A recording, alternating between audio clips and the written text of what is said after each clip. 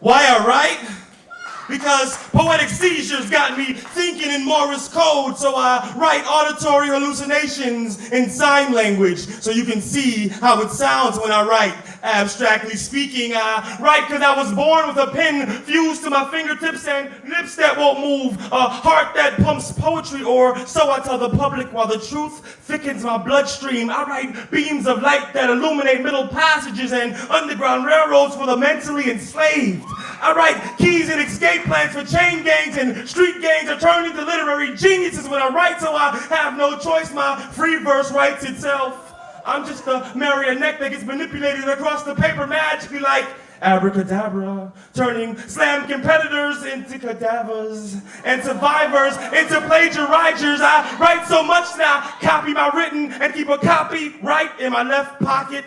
To whom it may concern, I write retirement letters, bulletproof vests and Berettas for intellectual shootouts and verbal drive-bys on writer's block. I turn lukewarm thoughts into fiery Molotov cocktail, hand grenades, strategy, attack blank paper mid-morning, and by early afternoon I have rewritten the musical notes for air raid warning sirens. I sound off into open mics. When I write, I rewrite history because it starts every moment after right now. Go ahead and write this down. I write braille holographic messages so you can see how it feels to shift meanings. Looks can be deceiving when I write, so razor blade to the point you can speak my written word into the sky and catch my drift and hold it to your jaw. I write with the intensity found in a ransom note signed by the hostage himself.